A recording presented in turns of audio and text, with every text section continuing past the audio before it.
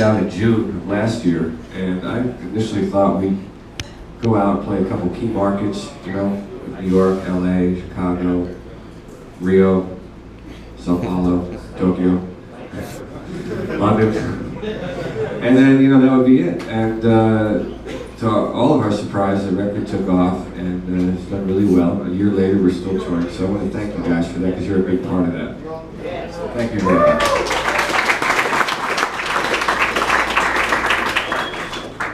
That's a great idea. The camera right on your hat. That's really good. And nice teeth, by the way. Thank you, sir. Appreciate that. So, you know, my seminars are really loose. I'm not really a guitar teacher type guy. I just kind of take everything that I've learned over the years, and the stuff that works is the stuff that I do. The stuff that doesn't work, I try to not do. And I always try to learn new things. And for me, the key to progression as a musician, there's a couple components, but one of the most important things is being able to put yourself in a position to play with people that you can actually learn from and be inspired from. And I was very lucky when I started. There was a guy locally, he was a drummer, and I was about 15, and I'd already played in my little band that my little school friends, and this fellow was an older guy. He was already playing the club circuit, and he heard me play at 15 and decided he wanted to form a band with me. Leroy, you know Buzz, that's what we're talking about. And so because he had so much experience, I learned a lot from him, and I played 3 years in that band. And then I moved to Los Angeles, and I met Steve Smith, another amazing drummer, and Stu Ham, and they played on my first record. And yeah, is that a ooh or a boo? No, Stu, yeah, right, okay, good, yeah, he's amazing. And so I was 18 when that happened, and there I was learning again. And so the point is if you can find a way to play with people, even if they're in a different style than you, maybe you don't even like the style that they normally play, but there's always something you can learn. I was in the band Poison, and they're not really known for their musicianship, but even though they're not known for being virtuoso musicians, I did learn a lot gathered a lot of information from being in that band. So those things help you progress. And the other thing I always talk about as someone that writes songs, which for me was the whole motivation to even be a musician, was to create my own music. That's my whole reasoning for playing the guitar. It's because I want to be creative. There's a theory I have, basically I call it input and output. So if you look at songwriting as output, you're putting something out. It's coming out of you. You're channeling these emotions, these ideas, these thoughts, and you're putting it into a format, song, where people can respond to it. So that's the output. The input is life, living your life, gaining your perspective, and having a point of view. So you have this circle that happens. And when that circle becomes broken, that's when a lot of people talk about the idea of writer's block. And for me personally, I don't necessarily believe in writer's block. It just means that you've exhausted yourself and you need to go out and do something else, get more input. And then when the time comes when you're ready, you will have something to put out, something to create that's worth seeing to completion. This is my little theory on writing. But in the end, it just really comes down to the creative process. I also, you know, I have a hobby with construction. I do a lot of work on my house, and I made this deck outside my kitchen, and it took me about 2 months to do it. I worked leisurely when I felt like it. But when it was finished, and I was standing on it, and I realized that it was stable, and it wasn't going to fall, and it was safe, I had a very similar feeling as I have when I write a song that I feel strongly about. And I kind of realized, well, it's not really music that really drives me, it's the creative process. It's that taking something, taking nothing and making something out of it. That's what I really love to do. How many people here are guitar players? That's good. And how many people here play other instrument, not guitar?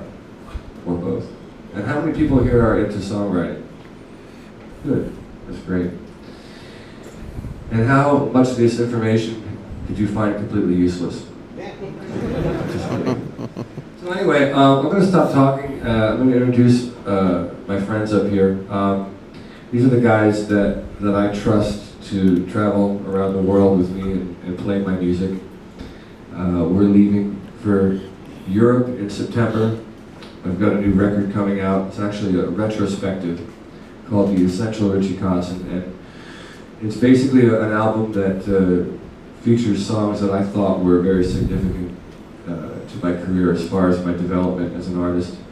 And there's 2 new songs on there, and there are a few re-records of old songs that I went back and treated differently. And so there's a total of maybe 30 or 31, I'm not sure exactly, but it's more than 30 compositions on there. So the reason we did that, a lot of people now have heard about me through playing with the Winery Dogs.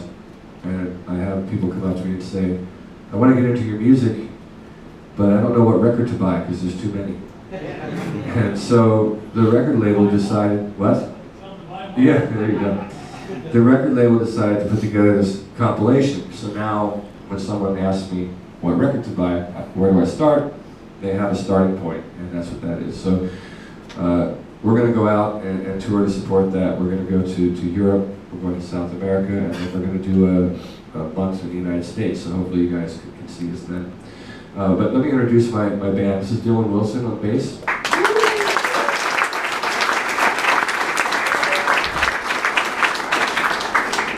And he's a drummer, so I'm not going to bother introducing him. Mike Bennett, my good friend.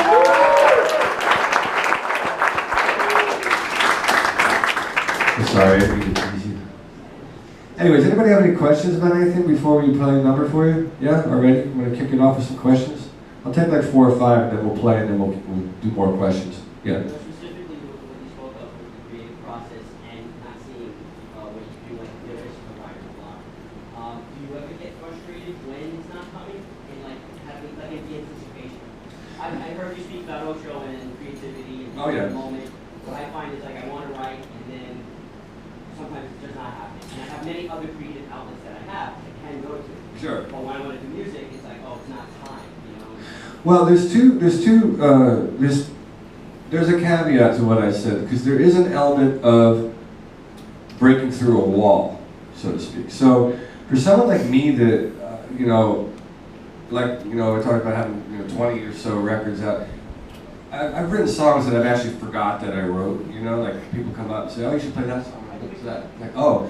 So sometimes, there's like a little bit of a wall. So like you have a part, it's like you want to give it up, and you just kind of force yourself, just roll with wherever it can go, and then maybe it'll take you somewhere else that's really great, and then that part that was but it got you to the great part, you can always redo it, or in the end delete it, I'll give you a perfect example. I'm making, in addition to this Essential record, I've got a proper solo record that's going to come out at the beginning of the year, all new songs. So I had written a couple of new things that I really liked, and then I went back and listened to some things that I never finished.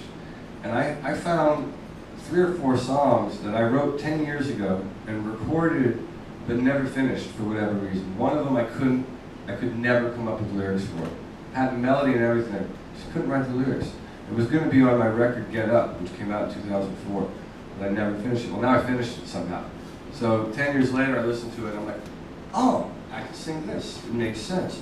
There's another song that I found that had a really cool intro that I love, really cool verse, and the pre-chorus.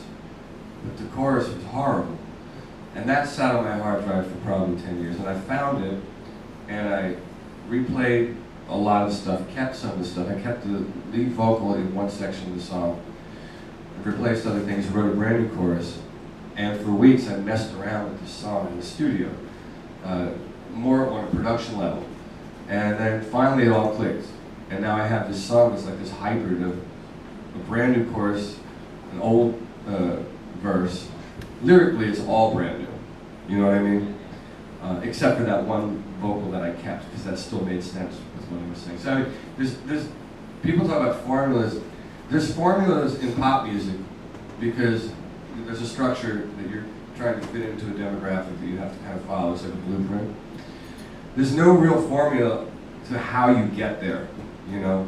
There's so many ways that ideas can come. But that's a good question. I hope I gave you some insight. I'll take one more and then we'll play. Yeah. Was there any time when you felt that you were at like a low point creativity-wise? Yeah, there were a few. Most of them came from just being beat up by the record business, because when I got into the business, you absolutely needed a recording contract in order to have a career as a recording artist. There was no other way to do it. And so, in the beginning, I would set these little goals, and I would eventually achieve them. My first goal was to get into Guitar Player magazine, and eventually it happened, because I kept sending the demo tape over and over and over. I used to have four songs demoed, and I would send one week, and the next week I would reverse the order, because I figured maybe he listened to the first 30 seconds and took the tape out. So I kept doing that. Finally, they put me in the magazine and did a write-up. Then I became obsessed with being signed to the label that was tied to the magazine.